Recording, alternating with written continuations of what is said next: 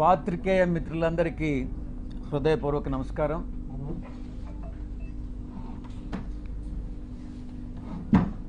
మొట్టమొదటిగా 2024 ఎన్నికలను చర్చించుకుందాం. ఒక పరిణామ క్రమంలో ఒక సిస్టమేటిక్గా ఎలా కుట్రలు జరుగుతున్నాయి అన్నటువంటి విషయాన్ని ఆకలింపు చేసుకోవాలి. 24 ఎన్నికల్లో వైఎస్ఆర్ కాంగ్రెస్ పార్టీ ఓటమి పాలైనటువంటి విషయం మీ అందరికీ కూడా తెలిసినటువంటి విషయం.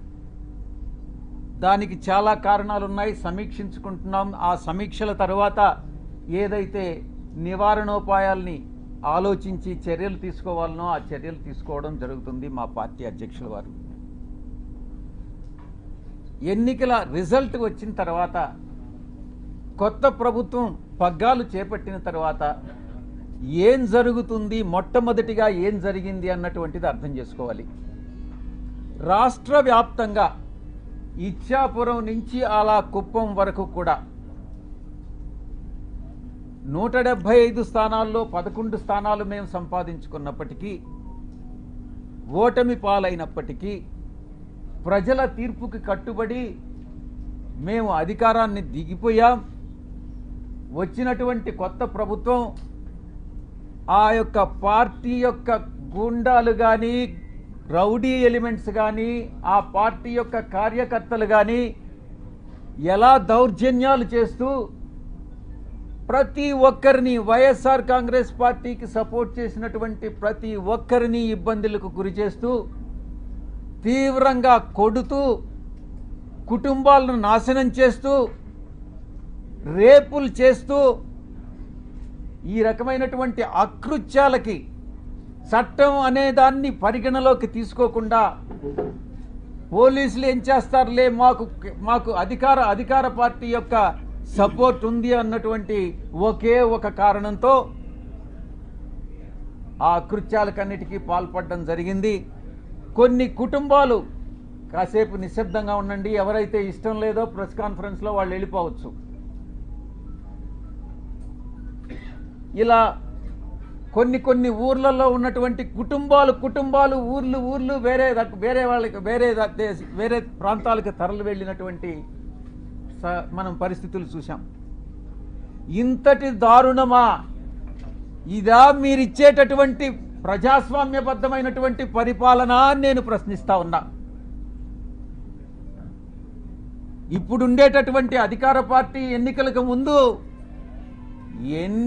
ఎన్ని రకాలైనటువంటి హామీలు ఇచ్చింది ఒక్కసారి ఆలోచించుకోండి. సూపర్ 4 అనని, సూపర్ 6 అనని, మేము చట్టబద్ధంగా పరిపాలిస్తామనని, మేమేదో చట్ట వ్యతిరేకంగా పరిపాలించామనని, ఏది ఏమైనప్పటికీ ప్రజల తీర్పును శిరసావహించాం. ప్రజలందరూ కూడా గమనిస్తూ ఉన్నారు. తప్పకుండా ఈరోజు ఈ యొక్క పరిపాలన, ఈ ఒక్క నెల రోజుల్లోనే ఈ యొక్క ప్రభుత్వం చేస్తున్నటువంటి రాక్షస పాలన ప్రజలందరూ కూడా గమనిస్తూ ఉన్నారు. తప్పకుండా ఇది పతనానికి, ఈ యొక్క ప్రభుత్వ పతనానికి నాంది పలుకుతా ఉన్నారు. వాళ్ళే నాంది పలుకుతున్నారు అన్నటువంటి విషయంలో సందేహమే లేదు. ఇక రెండవ అంశం, ఎవరైతే నాయకులు ఉన్నారో వైఎస్ఆర్ కాంగ్రెస్ పార్టీ నాయకులు, వాళ్ళందరి మీద బురద చల్లడం.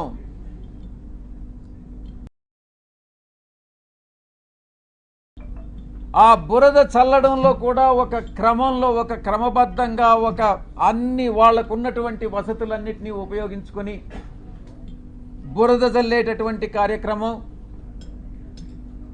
ఆరోపణలు, నిరాధారమైనటువంటి ఆరోపణలు చేసేటటువంటి కార్యక్రమం చేపడతా ఉన్నారు. ఇదంతా పద్ధతి ప్రకారమే జరుగుతూ ఉంది. నేను ఒక్కటే చెప్తా ఉన్నా, ఎవరైతే ఈ నిరాధారమైన ఆరోపణలు చేశారో, ఎవరైతే నా పేరు ప్రతిష్టలు దెబ్బతీసేదానికి ప్రయత్నించారో, వాళ్ళు ఎంత పెద్దవాళ్ళైనా, ఏ పార్టీకి చెందినటువంటి వాళ్ళైనా, అది మా పార్టీలో వాళ్ళైనా కావచ్చు, అధికార పార్టీకి సంబంధించినటువంటి వాళ్ళైనా కావచ్చు, వదిలే ప్రసక్తే లేదు అని నేను ఘంటాపదంగా చెప్తా ఉన్నా. ఇక ఎవరైతే ఈరోజు ఇంకొక విషయం కూడా చెప్పాలి మీకు.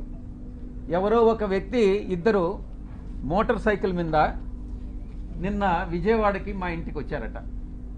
ఆ ఫోటో కూడా వీడియోలో రికార్డ్ అయింది.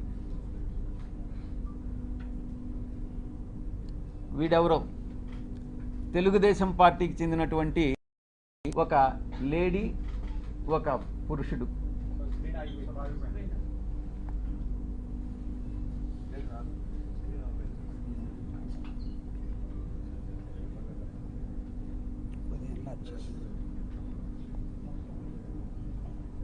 వీళ్ళు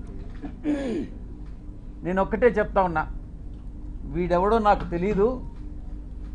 వాడు ధైర్యంగా వచ్చి విజయసాయిరెడ్డి వాడు ఉండాడా ఇక్కడ, పారిపోయాడా అని అన్నాడంట.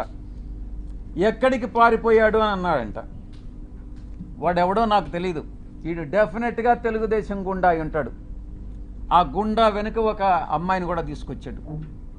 నేను ఒక్కటే చెప్తా ఉన్నా, ఎవరైనా కూడా, నేను ఈరోజు ఇక్కడ వచ్చాను, నాకేం సెక్యూరిటీ లేదే, ఏ ఒక్క పోలీసు నా దగ్గరికి రాలేదే, నాకు పర్సనల్ సెక్యూరిటీ కూడా లేదే, నేను ధైర్యంగా వచ్చా. వీడెవడో టైం చెప్పి నువ్వు ఫలాని దగ్గరికి రా అని చెప్తే ధైర్యంగా నేను ఒక్కడనే వెళ్తా. ఈ రకంగా ఏదో వచ్చి నేను భయపెట్టేస్తాను, నేను కొట్టేస్తాను, చంపేస్తాను అని ఈ రకంగా భయపెడితే తాటాకు చప్పుళ్ళకు భయపడేటటువంటి వాడిని కాదు అని నేను చెప్తా ఉన్నా. పత్రికాముఖంగా చెప్తా ఉన్నా, వీడికే చెప్తా ఉన్నా. నువ్వు టైం చెప్పరా, నేను వస్తా, లేదా నువ్వు మా ఇంటికి వచ్చి వాడు విజయసాయిరెడ్డి గారు ఎక్కడ అన్నావు కదా, నువ్వే చెప్పు, మీ ఇంటి అడ్రస్ చెప్పు, నేను వస్తా, చూసుకుందామని అన్నటువంటి విషయాన్ని నేను చెప్తా ఉన్నాను. నేను దీన్ని బట్టి ఒకటే అర్థం చేసుకోవాలి, ఏ ప్రభుత్వం అధికారంలో ఉన్నా, ఏ కూటమి అధికారంలో ఉన్నా, మేము ప్రతిపక్షంలో ఉన్నా, భయపడే ప్రసక్తి లేదు. మళ్ళీ తిరిగి వైఎస్ఆర్ కాంగ్రెస్ పార్టీ 5 సంవత్సరాల కాలంలో మళ్ళీ అధికారంలోకి వస్తుంది. మధ్యంతర ఎన్నికలు కానీ వస్తే మళ్ళీ కూడా అధికారంలోకి వస్తుంది. ఎవరైతే తోక ఆడిస్తున్నారో ఆ తోక ఆడిచ్చే వాళ్ళందరినీ తిరిగి కత్తిరిస్తామని నేను పత్రికాముఖంగా చెప్తా ఉన్నా. ఇక బాబాసాహెబ్ అంబేద్కర్ గారు రాజ్యాంగాన్ని రూపొందించినప్పుడు రాజ్యాంగ రూపకర్త 4 స్తంభాల్ని నిర్మించారు. 1 పార్లమెంటు, 2 బ్యూరోక్రసీ, జ్యుడిషియరీ, ఆ తర్వాత మీరు 4th పిల్లర్ ప్రెస్. ఏంటి ఉద్దేశం, ఏంటి రాజ్యాంగంలో ఉన్నటువంటి ఉద్దేశం ఏంటి? తరతరాలుగా ఈ యొక్క అణగారినటువంటి వర్గాలు, తరతరాలుగా వెనుకబడినటువంటి వర్గాలు, అది మనునీతి ధర్మం ప్రకారం కుల వృత్తుల వల్ల కావచ్చు, మరి ఏ ఇతర రీత్యా కావచ్చు, ఈ యొక్క అణగారినటువంటి వర్గాలన్నింటినీ కూడా పైకి తీసుకురావాలన్నటువంటి ఉద్దేశంతో రాజ్యాంగంలో ఈ యొక్క 4 స్తంభాలని నిర్మించి చట్టానికి లోబడి మీరు పని చేయండి అని చెప్పినటువంటి మహానుభావుడు బాబాసాహెబ్ అంబేద్కర్ గారు.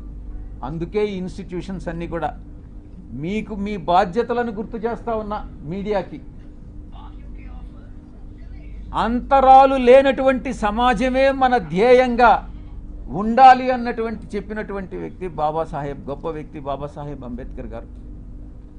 ఇక అణగదొక్కబడినటువంటి కులాలని ఒక షెడ్యూల్డ్ కులాలుగా పెట్టి, ఒక షెడ్యూల్లో పెట్టి వాళ్ళకి రిజర్వేషన్స్ పాటించమనని, ఆ బాధ్యతని గుర్తు చేయడానికే ఈ బ్యూరోక్రసీ, జ్యుడిషియరీ, ఈ యొక్క పార్లమెంట్ అన్నటువంటి దాన్ని ఆయన రూపొందించడం జరిగింది. దాంట్లో మీ పాత్ర కూడా ఉంది. ఈ రిజర్వేషన్స్ని పాటించేటట్టు ఈ యొక్క ఇన్స్టిట్యూషన్స్ అన్నీ చేయాల్సినటువంటి బాధ్యత మీ మీద కూడా ఉంది. ఈ సందర్భంగా మీరు ఎలా గత 3 రోజులుగా మీరు ఏం ట్రోల్ చేశారు, మీరు ఏం టెలికాస్ట్ చేశారు అన్నటువంటి విషయం నేను వేరే చెప్పనక్కర్లేదు. ఎవరికి మీరు ద్రోహం చేసింది? ఒక ఆదివాసీ మహిళకి, ఒక ఆదివాసీ అధికారినికి ఒక్కసారి ఏదో లేనిది ఉన్నట్టుగా చిత్రీకరించి అవాస్తవాలని, ఆధారాలు లేనటువంటి వాటిని టెలికాస్ట్ చేసి ఘోరమైన ఛానల్స్. ఒకటి మొట్టమొదటిది మహా న్యూస్. నన్ను డిస్టర్బ్ చేయొద్దు. నేనంతా పూర్తి చేసిన తర్వాత నువ్వు ఏదైనా అడుగు, నేను చెప్పేదానికి సిద్ధంగా ఉన్నా. నువ్వు కూడా వంశీకృష్ణలాగా ప్రవర్తించొద్దు. మహా న్యూస్ 2, ABN 3, TV5 నీకు ఇబ్బందిగా ఉండొచ్చు, కానీ ఇవన్నీ కూడా వాస్తవాలు. ఒక న్యూస్ని టెలికాస్ట్ చేసే ముందు దాని ఆధారాలు ఏంటి, ఎవరి మీద అయితే ఆరోపణలు చేస్తున్నామో ఆ ఆరోపణలు వాళ్ళతో చెకప్ చేసుకొని వాళ్ళ అభిప్రాయాలు తీసుకోవడం జర్నలిస్ట్ సాంప్రదాయాలకి శ్రీకారం చుట్టడం. అది కూడా పూర్తిగా మర్చిపోయి మీ పాటికి మీరు ఆధారాలు లేకుండా టెలికాస్ట్ చేయడం అన్నటువంటిది ఘోరమైనటువంటి తప్పిదం. తప్పకుండా మీరు ఎలా క్షమాపణలు మీ చేత చెప్పించాలో నాకు తెలుసు, నేను చేయిస్తాను కూడా. సమాజం ఒక బాధ్యత, నా గురించి మీ అందరికీ కూడా తెలుసు. నన్ను నేను చెప్పుకోవడం కాదు, చాలామంది మా పార్టీలో ఉండే వాళ్ళు కూడా నా పైన ఆరోపణలు చేశారు, తెలుగుదేశం వాళ్ళతో కుమ్మక్కై. నేను అవన్నీ బాధపడలేదు, నేను అవన్నీ కూడా లెక్క చేయట్లేదు. ఇదంతా కూడా ఈ కుట్రలన్నిటికీ కూడా అందరూ చాలామంది కలిసి కుట్ర చేసి, కానీ నా వ్యక్తిత్వం ఏందనేటటువంటిది నాకు తెలుసు. చాలా కింద స్థాయి నుంచి ఒక 8 ఎకరాలు ఉన్నటువంటి ఆ భూస్వామిగా మా తండ్రి గారికి 2 కొడుకులు. మా అన్న ఇంజనీర్ చదివాడు, నేను చార్టెడ్ అకౌంటెన్సీ కోర్స్ చదివా. ఆ 8 ఎకరాల పొలంలో ఉండేటటువంటి ఫలసాయంతో కింద అట్టడుగు నుంచి పైకి వచ్చినటువంటి వాళ్ళం. కష్టాలంటే ఏందో తెలుసు. వ్యవసాయ కుటుంబం మేము. ఏ రాధాకృష్ణ లాగనో, ఏ బిఆర్ నాయుడు లాగనో, లేకుండా ఉంటే ఏ వంశీకృష్ణ లాగనో. వంశీకృష్ణ కథ నాకు తెలుసు, ఆయన చరిత్ర ఏందనేది. వీళ్ళందరి చరిత్ర కూడా నాకు తెలుసు. వాళ్ళలాగా సిల్వర్ స్పూన్తోనో లేకుండా ఉంటే ఆ బ్లాక్మెయిల్ చేసి డబ్బులు సంపాదించేటటువంటి మనిషి కాదు సాయిరెడ్డి అనేటటువంటి వ్యక్తి. ఆ దేవదేవులైనటువంటి ఆ వెంకటేశ్వర స్వామి సాక్షిగా చెప్తా ఉన్నా, సాయిరెడ్డి తప్పు చెయ్యడు అంటే తప్పు చెయ్యడు. తప్పు చేస్తే ఆ దేవదేవులైనటువంటి ఆ వెంకటేశ్వర స్వామి శిక్షిస్తాడు. రాధాకృష్ణ కాదు, బిఆర్ నాయుడు కాదు, వీడు వంశీకృష్ణ కాదు. నేను ఒక్కటే చెప్తా ఉన్నా,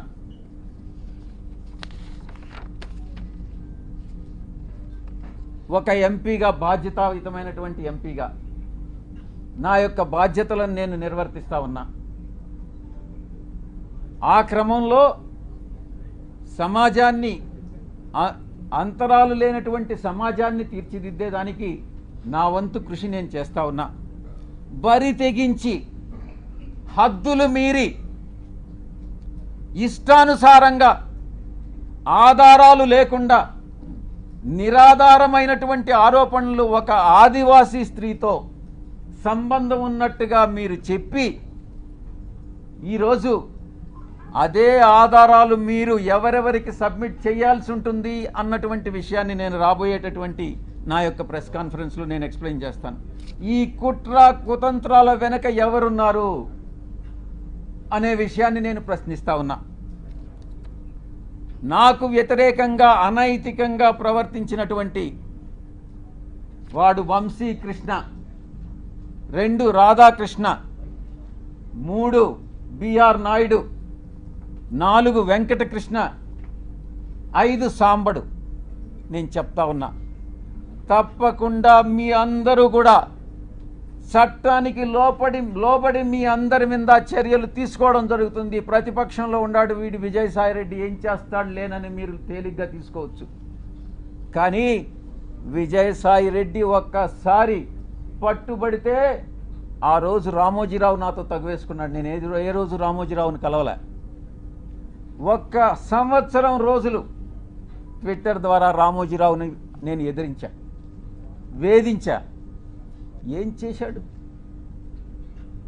అదేవిధంగా అటు రాజ్యాంగబద్ధంగాను నాకున్నటువంటి ఏ అయితే వసతులు ఉన్నాయో అన్ని వసతులను ఉపయోగించి వీళ్ళందరికీ కూడా బుద్ధి చెప్తాను అన్నటువంటి విషయాన్ని నేను తెలియజేస్తా ఉన్నా. ఇక యూట్యూబ్ ఛానల్స్ కావచ్చు, కొంతమంది సోషల్ మీడియాలో గ్రూప్స్ క్రియేట్ చేశారు. ఆ గ్రూప్స్ కానీ చట్టరీత్యా నేను చర్యలు తీసుకోబోతున్నాను అన్నటువంటి విషయాన్ని నేను మీకు తెలియజేస్తా ఉన్నా. ఆ చర్యలు ఏందనేది కూడా మీకు చెప్పి చేస్తాను. మీకు వెన్నుపోటు పొడిచేటటువంటి ఉద్దేశం నాకు లేదు. మీకు చెప్పి చేస్తాను. ఫస్ట్ మొట్టమొదటిగా మిగతా వాళ్ళని పక్కన పెట్టినా కూడా వంశీకృష్ణ అనే వాడిని మాత్రం నేను వదలను. తప్పకుండా ప్రివిలేజ్ మోషన్ పార్లమెంటులో మూవ్ చేస్తాను. వీడు చేసినటువంటి అన్యాయానికి, అన్యాయమైనటువంటి నిరాధారమైనటువంటి ఆరోపణలకి. 2, ఎడిటర్స్ గిల్డ్ ఆఫ్ ఇండియాకి కంప్లైంట్ చేస్తా. 3, ప్రెస్ కౌన్సిల్ ఆఫ్ ఇండియాకి కంప్లైంట్ చేస్తా. నేషనల్ ఉమెన్ కమిషన్కి కంప్లైంట్ చేయిస్తా. నేషనల్ ట్రైబల్ కమిషన్కి కంప్లైంట్ చేయిస్తా. నేషనల్ హ్యూమన్ రైట్స్ కమిషన్కి కంప్లైంట్ చేయిస్తా. ఆంధ్రప్రదేశ్ ఎస్టీ కమిషన్కి కంప్లైంట్ చేయిస్తా. డిఫమేషన్ కేసు ఫైల్ చేస్తా, నేనే చేస్తా. యూనియన్ ట్రైబల్ మినిస్టర్ని కలిసి వీడు చేసేటటువంటి అన్యాయాలు, వీడు చేసేటటువంటి అకృత్యాలు, వీడు చేసేటటువంటి బ్లాక్మెయిల్స్, వీడు చేసేటటువంటి ఇండస్ట్రియలిస్ట్ అందరినీ కూడా పిలిచి వాళ్ళని బెదిరించి, నీ ఇండస్ట్రీలో ఇవన్నీ తప్పులు చేశావు, నువ్వు ఇంత నాకు బ్లాక్మెయిల్ అమౌంట్ కట్టు అని బెదిరింపులను కూడా నేను కేంద్ర మంత్రికి నేను విన్నవిస్తా. ఇక నేనే టేకప్ చేస్తా నా మిత్రుల సహాయంతో. ఉమెన్ ఆర్గనైజేషన్స్ ఏవైతే ఉన్నాయో ఆ women organisations, SC ST organisations అందరినీ కూడా సమైక్యంగా ఏకీకృతం చేసి వీడి మీద చర్యలు తీసుకునేటటువంటి ఏర్పాట్లన్నీ కూడా చేస్తాం. ఇక కాన్స్టిట్యూషనల్ బాడీస్ ఏదైతే ఉన్నాయో న్యాయం కోసం ఇతన్ని శిక్షించేదానికి ఏదైతే చేయాలనో ఆ ప్రతి ఒక్కటి చేస్తానని నేను మీ అందరికీ కూడా తెలియజేస్తా ఉన్నా. ఒక ఆడబిడ్డని, ఒక ఆదివాసీ బిడ్డని బజారుకి ఇచ్చి నా వ్యక్తిత్వం మీద, నా ఎదుగుదల మీద, ఒక పేదలకి సేవ చేయాలి, ప్రజాసేవ చేయాలి అన్నటువంటి ఆలోచన కలిగినటువంటి నా మీద కుట్రవన్నీ ఈ యొక్క వ్యక్తి, ఈ వంశీకృష్ణ అనేటటువంటి వ్యక్తిని ఎటువంటి పరిస్థితుల్లో వదిలేదే లేదు అని నేను ఖరాఖండిగా చెప్తా ఉన్నా. వీటన్నిటికీ మించి ఒక ప్రైవేట్ మెంబర్ బిల్ పార్లమెంటులో సోషల్ మీడియాని, ఇటు ఈ యొక్క వెధవలు ఎవరైతే ఉన్నారో జర్నలిస్టులుగా వీళ్ళని శిక్షించేటటువంటి బిల్లుని ఒకటి ప్రవేశపెట్టాలన్నటువంటి ఆకాంక్ష కూడా నాకు ఉంది అని నేను తెలియజేసుకుంటా ఉన్నా. ఇక అమానవీయ రీతిలో, మానవత్వం లేనటువంటి రీతిలో, ఇన్హ్యూమన్గా, అసహ్యకరమైనటువంటి రీతిలో, జుగుప్సాకరంగా మహా ఛానల్లో ఇష్టారీతిన మాట్లాడితే ఇక్కడ ఎవరు గమ్ముకుంటారు? నీకేమైనా ఒడుగున కొమ్ములు వచ్చాయా? నువ్వు ఒక అధికారంలో ఉన్నటువంటి ఒక సామాజిక వర్గానికి చెందిన వాడివని భయపడతామా? నోడల్ ఎంపీగా ప్రభుత్వ కార్యక్రమాలకు హాజరైనప్పుడు చాలామంది అధికారులు హాజరవుతారు, చాలా అడుగుతారు, చేయగలిగినవన్నీ చేస్తాం. నేను ఇక్కడ ఉన్నప్పుడు ప్రజా దర్బార్ నిర్వహించేవాడిని.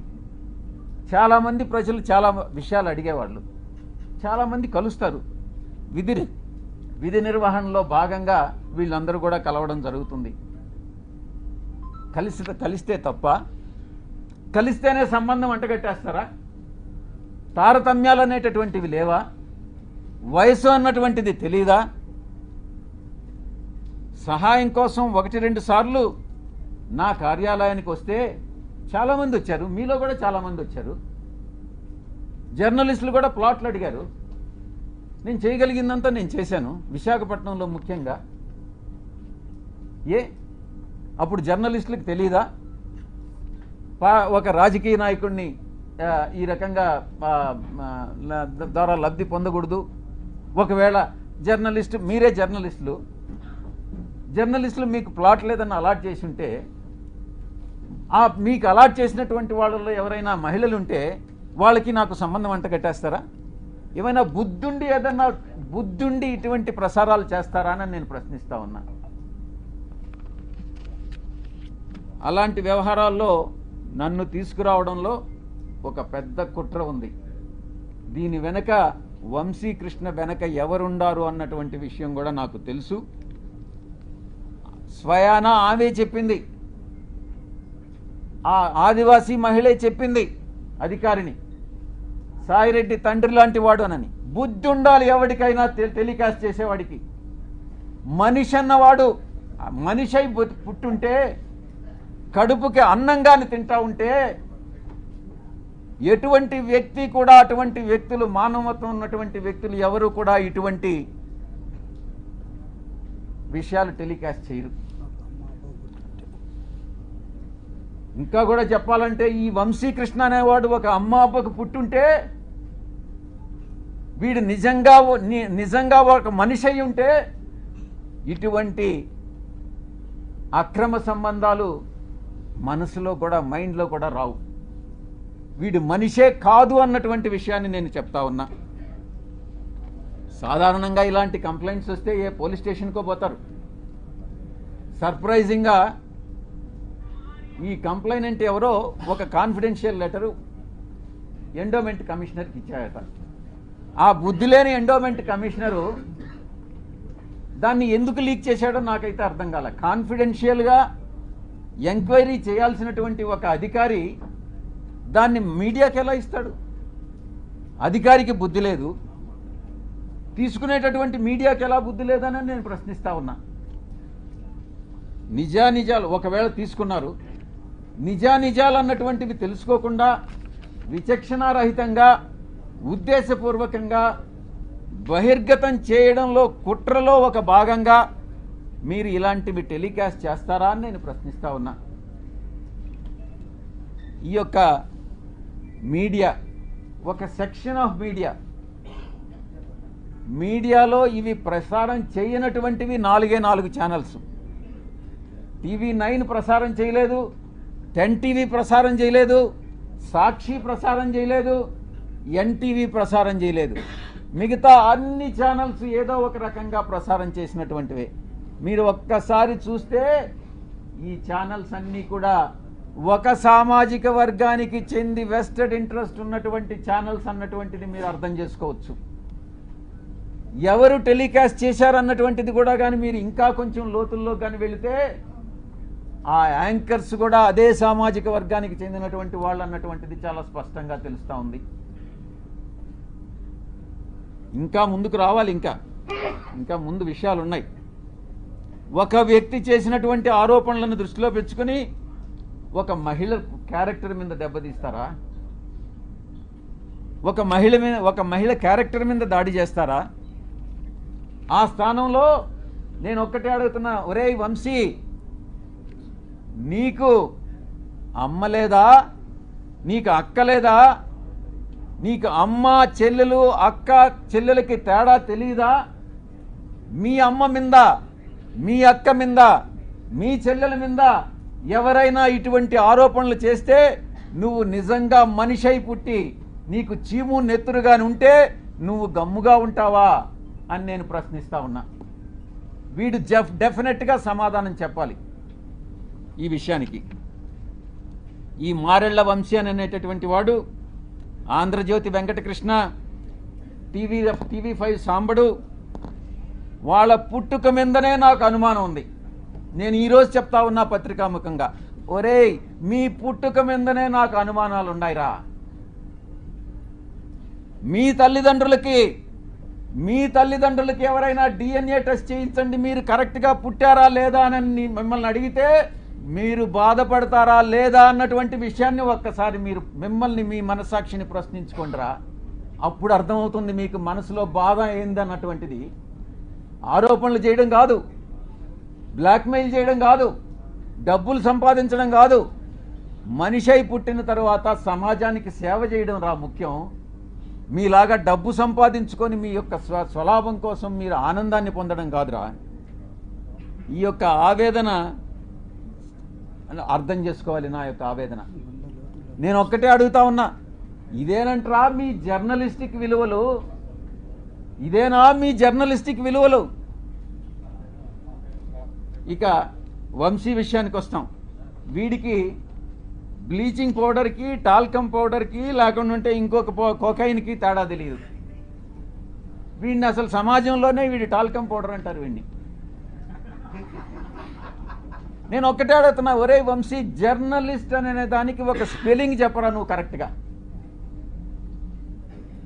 ఎక్కడో చదువు పేరు లేని వాడివి, చదువు లేని వాడివి, విజ్ఞానం లేని వాడివి, ఇంగిత జ్ఞానం లేనటువంటి వాడివి, మీడియాలో చొరబడి అందరినీ మోసం చేసి మిగతా వాళ్ళందరినీ కూడా ఏకంగా ఛానల్ యాజమాన్యంలోకి వచ్చి నువ్వు సాగిస్తున్నటువంటి అరాచకాలు ఏదైతే ఉన్నాయో, నువ్వు చేస్తున్నటువంటి బ్లాక్మెయిల్ ఏదైతే ఉందో, అది సభ్య సమాజం తల ఉంచుకునేలా మీ తల్లిదండ్రులకు తెలిస్తే, మీ అక్క చెల్లెళ్ళకి తెలిస్తే వాళ్ళు కూడా తల వంచుకుంటారు రా వంశీ.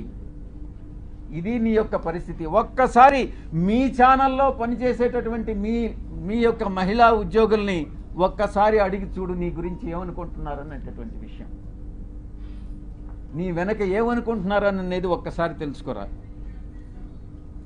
వంశీ డిబేట్లు కూడా చూస్తూ ఉన్నాం. అది జబర్దస్త్ అన్నటువంటిది చాలా అగ్లీగా ఉంటుంది.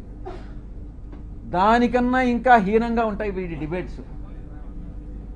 ఒక్కసారి డిబేట్లపై నువ్వే ఫీడ్బ్యాక్ తీసుకో. నీ డిబేట్ల మీద నీకు అసలు ఒక్క ఓనామహాలు రానివాడివి నువ్వేం జర్నలిస్టు రా వంశీ.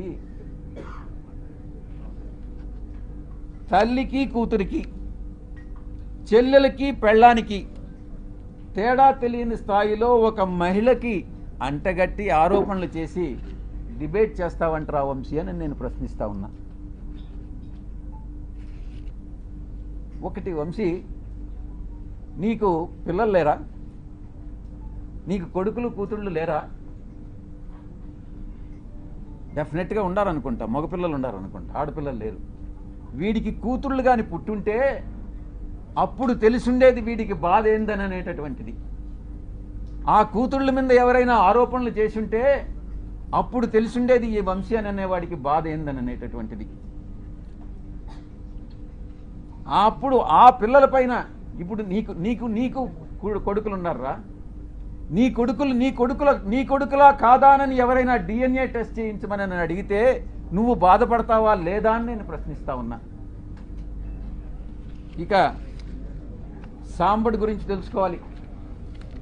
సాంబడు కాసేపు అయిపోవచ్చింది, కాసేపు నిశ్శబ్దంగా ఉండండి వెనుకుండేటటువంటి వాళ్ళు, లేకుంటే ఇక్కడికి వచ్చి స్టేజ్ మీద మీరే మాట్లాడండి, నేను కూడా వింటా.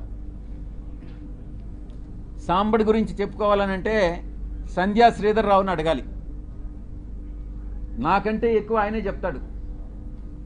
వీడి పెట్రోల్ బంకుని ఎలా దోచేసింది, ఎవరిని లోపరుచుకొని అడుక్కునే స్థాయి నుంచి ఆడంబరం స్థాయి వరకు ఎలా వెదిగాడు వీడి సాంబడు, సంధ్యా శ్రీధరే ఎక్కువ బాగా చెప్తాడు. ఇక ఏబిఎన్ డిస్కషన్లో చేసేటటువంటి వెంకట్ గాడు ఉన్నాడు.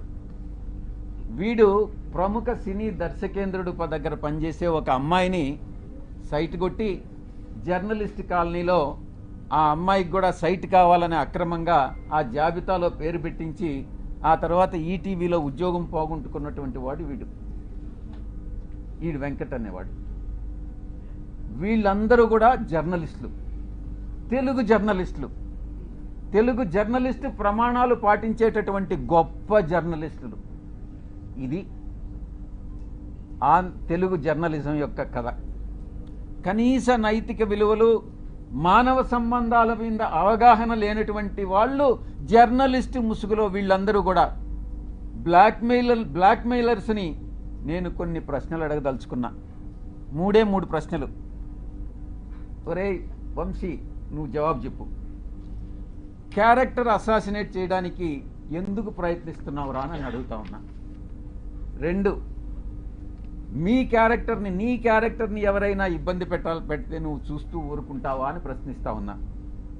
ఎలాంటి ఆధారం లేకుండా నీ పేరుని ఎవరో మహిళతో లింక్ చేసి DNA టెస్ట్ చేయమని అడిగితే నువ్వు గమ్ముకుంటావా అని ప్రశ్నిస్తా ఉన్నా. ఈ 3 ప్రశ్నలకి నువ్వు సమాధానం చెప్పరా నువ్వు నిజంగా జర్నలిస్ట్ అయితే? మనమందరం కూడా నాగరిక సమాజంలో, ప్రజాస్వామ్య దేశంలో జీవిస్తున్నాము అన్నటువంటి స్పృహ నీకు ఉందా అని ప్రశ్నిస్తా ఉన్నా. అసత్యమైనటువంటి, అమానవీయమైనటువంటి ప్రసారాలని వేగవంతం చేసే అవకాశం ఉన్నటువంటి ఈ రోజుల్లో కనీస విచారణ లేకుండా ఎవరు నిజంగా ఈ యొక్క ఇన్ఫర్మేషన్ కరెక్టా కాదా అన్నటువంటిది కూడా తెలుసుకోకుండా తిరిగి టెలికాస్ట్ చేయడం శిక్షార్హమైనటువంటి నేరం అని నీకు తెలియదా? అయినా నువ్వు చదువుకోలేదు, నీకేం తెలియదని నాకు తెలుసు, అయినా నీకు నేర్పిస్తా ఏం చేయాలన్నటువంటిది. దీన్ని ప్రజలు హర్షించరు అని నేను తెలియజేస్తా ఉన్నా. ఇక ఇంకొక విషయం కూడా నేను మీకు చేయదలుచుకున్నా.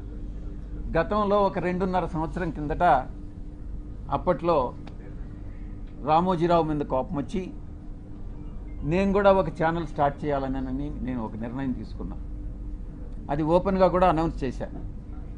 కానీ కొన్ని కారణాల వల్ల మా అధ్యక్షులు నువ్వు అనవసరంగా లాస్ అయిపోతావన్నా, ఎందుకు మన ఛానల్ ఉంది కదా అని అంటే మళ్ళీ గమ్మైపోయా. కానీ ఈరోజు నిర్ణయం తీసుకున్నా.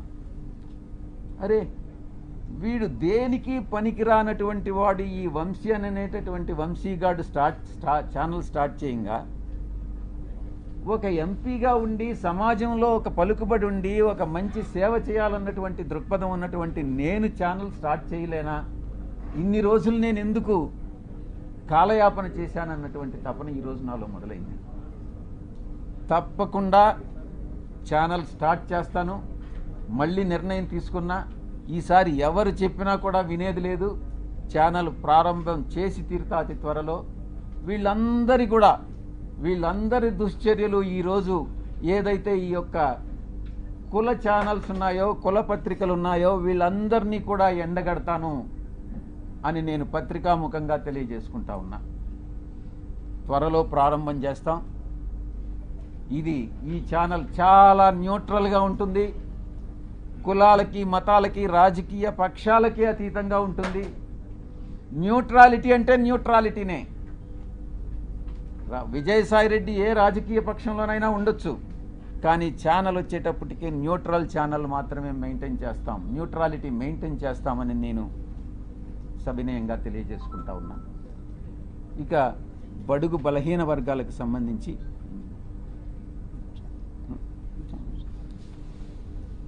మా వైఎస్ఆర్ కాంగ్రెస్ పార్టీ, మా పార్టీ అధ్యక్షులు ఎప్పటికీ ఇప్పుడు గతంలో ఎప్పుడు కూడా బడుగు బలహీన వర్గాల అప్లిఫ్ట్మెంట్ కోసం పనిచేస్తాం.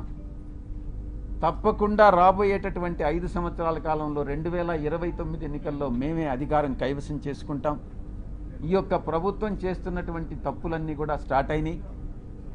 ఇచ్చినటువంటి హామీలు నెరవేర్చలేనటువంటి పరిస్థితి. ప్రతి వారం, ప్రతి నెల కూడా కొన్ని వేల కోట్ల రూపాయలు అప్పు చేసేటటువంటి పరిస్థితి. మేమేదో వచ్చేస్తాం, అధికారంలో వచ్చేస్తే పొడి చేస్తాం, అభివృద్ధి చేస్తాం, మేము మీకన్నా ఎక్కువ మేము సంక్షేమ పథకాలు ఇస్తామని వచ్చినటువంటి పార్టీ అధికారంలోకి నెల రోజుల్లోనే తెల్లముఖం వేసుకున్నటువంటి పరిస్థితి.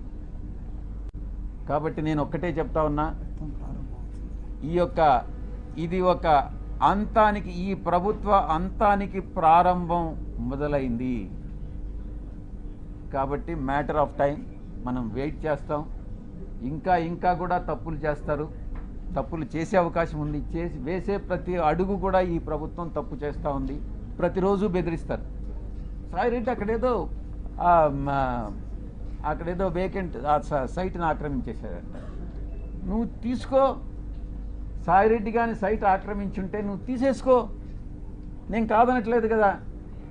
సాయిరెడ్డి ఏదో అక్కడ గోడ కట్టేశాడంట.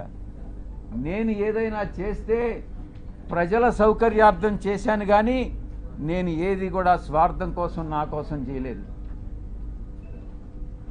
ఏదైనా అక్కడేదో భీమిల్లో బ్రిడ్జి కట్టించానని ఆరోపణలు చేస్తున్నారు, కొట్టేస్తామని. కొట్టేయండి, ప్రజల కోసం కట్టించాను, ప్రభుత్వ ప్రాపర్టీని ప్రొటెక్ట్ చేశాను, నా సొంత డబ్బులు 2 కోట్లు ఖర్చు పెట్టుకున్నాను, దాన్ని మొత్తం క్లీన్గా క్లీన్ చేశాను. మీరే తీసుకోండి, నేనేమన్నా ఆక్రమించుకున్నానా? ఇటువంటి ఆరోపణలు చేసేటటువంటి మంత్రులకి, శాసనసభ్యులకి, పార్టీలకి నేను ఒక్కటే చెప్తా ఉన్నా, మీ ఇష్టం, చేసుకోవాల్సింది చేసుకోండి. ఎటువంటి పరిస్థితుల్లో భయపడేది లేదు అన్నటువంటి విషయాన్ని స్పష్టంగా చెప్తా ఉన్నా.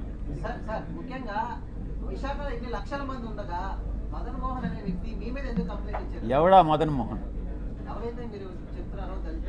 వాడెవడో కూడా నాకు తెలియదు. ఆడెవడో చెప్పు, నేను చెప్తా.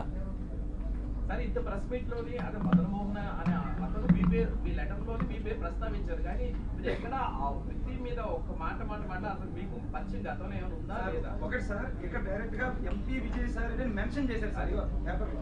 అంటే నేను ఒకటి చెప్తా, నెక్స్ట్ మీడియాకి అదే నేను చెప్పేది వినవే. ఒక్కొక్క ప్రశ్న అడగవయ్యా. నీ పేరేంది? రామకృష్ణ శ్రీనివాస్. నువ్వు కూడా వంశీకృష్ణ లాగానే ఉండవే. వంశీకృష్ణ కన్నా ఎక్కువ. చూడు, వాడే ఆ మదన్ మోహన్ అనేవాడు ఈయన చెప్పాడే, ఆ మదన్ మోహన్ అనేవాడు వంశీకృష్ణ మీద ఆరోపణలు చేసి ఉంటే ఇదే రకంగా రియాక్ట్ అవుతారా? నేను ఒక్కటే చెప్తా ఉన్నా, silence please, silence please, silence please. అక్కడ మన వాలంటీర్స్ ఎవరు ఉంటే ఆపండి అమ్మా, అక్కడ ప్లీజ్ మాట్లాడదని చెప్పండి. మాట్లాడాలంటే బయట పోయి మాట్లాడుకోండి సార్. ఒక్క నిమిషం సార్, నేను ఒకటే చెప్తా ఉన్నా, శ్రీనివాస్, మీ వంశీకృష్ణ కూడా చెప్పు,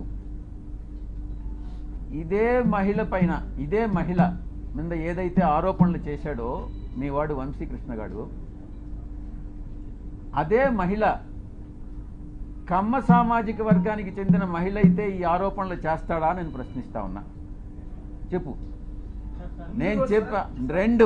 రెండో విషయం, ఈ మదన్ మోహన్ అనేవాడు నన్ను ఎన్నిసార్లు కలిశాడు? ఈ మదన్ మోహన్ అనేటటువంటి వాడు నా దగ్గరకు వచ్చి 2 సార్లు స్కాలర్షిప్ దేనికోసమో 2 సార్లు వచ్చాడు. చాలామంది వస్తుంటారు, మీరు కూడా వచ్చారు, ప్లాట్ల కోసం వచ్చారు. నేను చేయగలిగింది చేశా, అదే రకంగా వాడికి చేశా. మదన్ మోహన్ అనేటటువంటి వాడు సాయిరెడ్డి మీదనే ఎందుకు కంప్లైంట్ చేశాడు అని అంటే, దానిలో ఆంతర్యం అర్థం చేసుకోలేనటువంటి అమాయకుడు అంటవయ్యా శ్రీనివాస్ నువ్వు. మీ వంశీగాడిని అడుగు, వాడు చెప్తాడు బాగా దీనికి సమాధానం, నేను కాదు చెప్పాల్సింది. మదన్ మోహన్ అనేవాడు వంశీగాడిని అప్రోచ్ అయ్యాడా లేదా, ఎందుకు అప్రోచ్ అయ్యాడు, వాళ్ళిద్దరి మధ్యన ఉండేటటువంటి అండర్స్టాండింగ్ ఏంది అన్నటువంటిది మీ వంశీగాడిని అడుగు, చెప్తాడు. Right, next. ఆరోపణలు వచ్చిన తర్వాత ముందు ఫస్ట్ ఏం జరిగిందని నాకే తెలీదు, నాకు సంబంధం లేనటువంటి విషయం. నాకన్నా ముందు మీకే తెలిసింది ఏం జరిగిందని అనేది. ఆ తర్వాత అర్థం చేసుకొని ఆధారాలు సేకరించి దాని మీద రియాక్ట్ అయ్యేదానికి 3 రోజులు పట్టింది. 3 రోజులు కాకుంటే 4 రోజులు పట్టచ్చు. ఎవరైనా తమరు ఏ ఛానల్ నుంచి కొంచెం పైకి లేచి మాట్లాడితే బాగుంటుంది.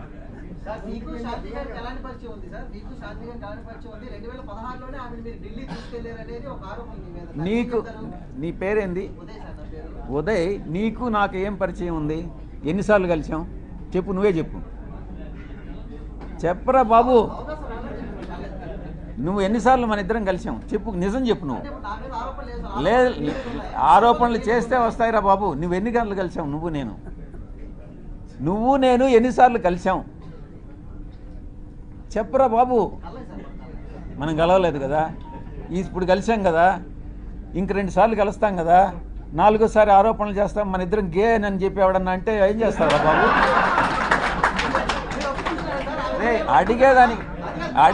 అడిగేదానికి నీకు బుద్ధి ఉండాలా, చెప్పేదానికి నాకు బుద్ధి ఉండాలా. కానీ నెక్స్ట్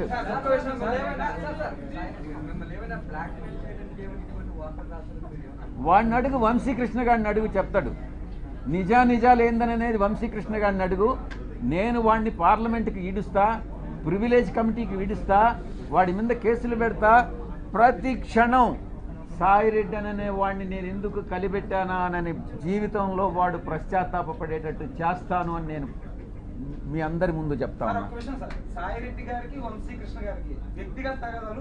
వాడెవడో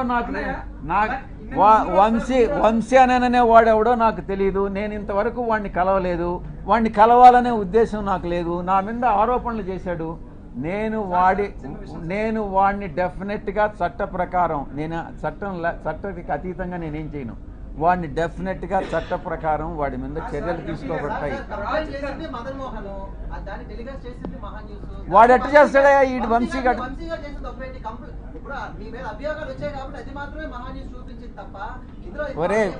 ఒరే ఉదయ్, నేను గే అంటాను, నువ్వేమంటావురా చెప్పు? నేను ఆరోపణ చేశాను నీ మీద. అవునరా, నీకే పుట్టాడనే నమ్మకం. అది రెడీగా, అదే తీసుకురా, పోయి తీసుకురాపోరా, నీ సర్టిఫికేట్ తీసుకురాపో. నెక్స్ట్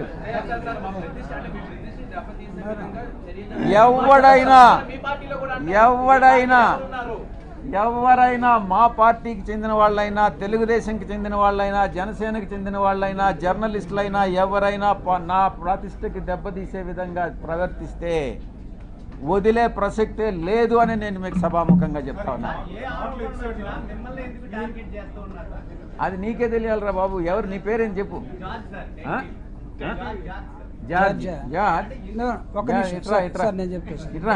ముందుకు రా.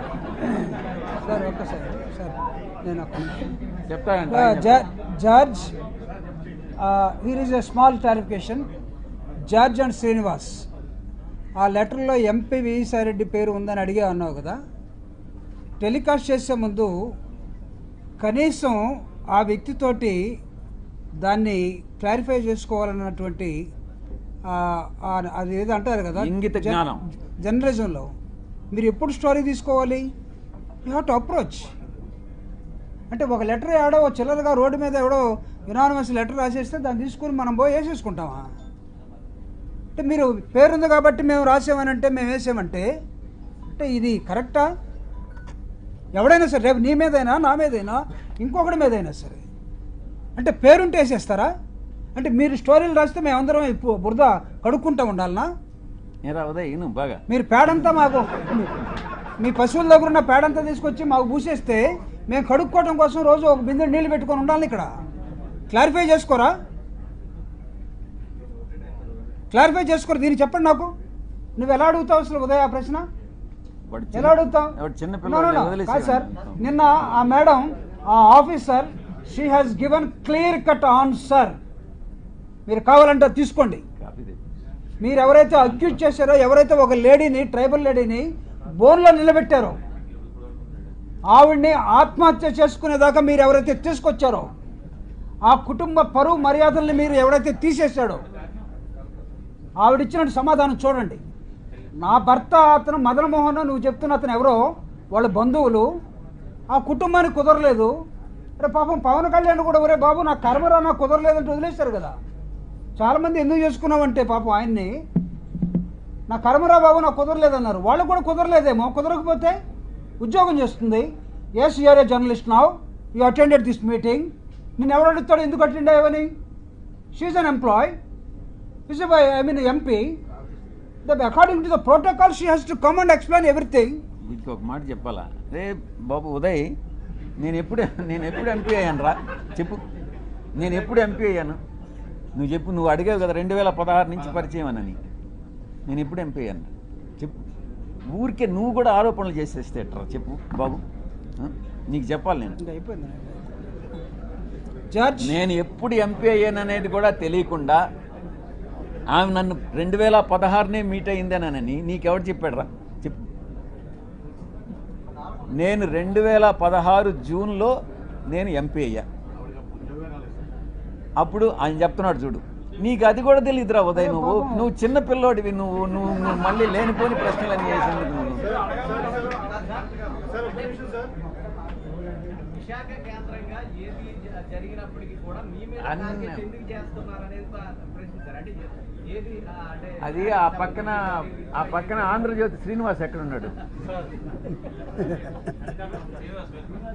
ఆ శ్రీనివాస్ ఒకడు, ఆ తర్వాత సివిఆర్లో ఒకడు ఉన్నాడు, వాడి పేరేందో మర్చిపోయాను. ఈశ్వర్ చౌదరి అనే వాడు ఒకడు ఉన్నాడు, వాడు ఎక్స్ మహాన్యూస్ వాడు.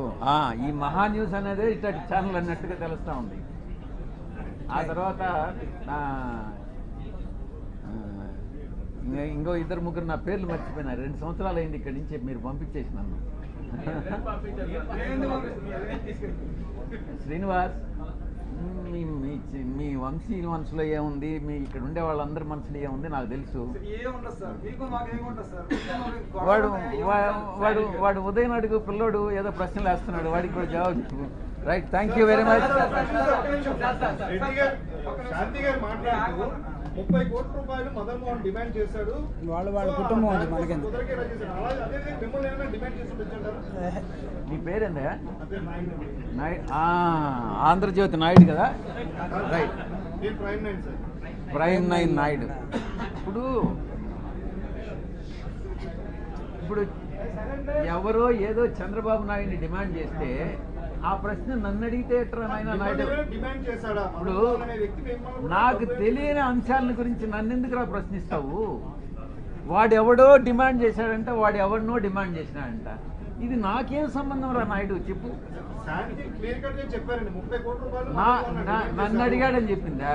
కాదు, తనని అరే నువ్వు డిమాండ్ ఫస్ట్ చేశారు. నువ్వు ఆమె ఏం చెప్పిందో చూడరా నాయన బాబు. సార్, ఆమె ఏం చెప్పిందో నాకు తెలియదు. మిమ్మల్ని ఏమైనా డిమాండ్ చేశాడా మదన్ మోహన్? నాకు అర్థమయ్యేటట్టు, నాకు చదువు రాదురా వంశీకృష్ణలాగా, నువ్వు చెప్పు, నువ్వు అర్థమయ్యేటట్టు చెప్పు. మిమ్మల్ని ఏమైనా డబ్బులు ఏమైనా డిమాండ్ చేశాడా మదన్ మోహన్ అనే వ్యక్తిని అడుగుతున్నారు. ఎవరో తెలియదు అంటున్నారు. వాడు నన్ను 2 సార్లు కలిసి నేను గవర్నమెంట్ని మోసం చేయాలా, స్కాలర్షిప్ కావాలా నాకు అని 2 సార్లు దగ్గరికి వచ్చాడు. 2 సార్లు నేను చేయగలిగిన లెటర్ ఇచ్చిన,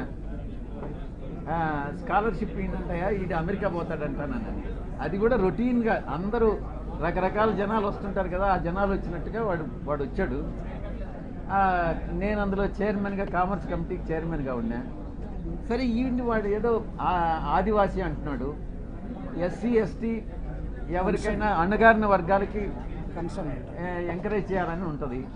సో అందరిలాగా లెటర్ ఇచ్చిన, అంతేగాని వాడికి నాకు ఎటువంటి సంబంధం లేదు. నాయుడు అర్థం చేసుకో.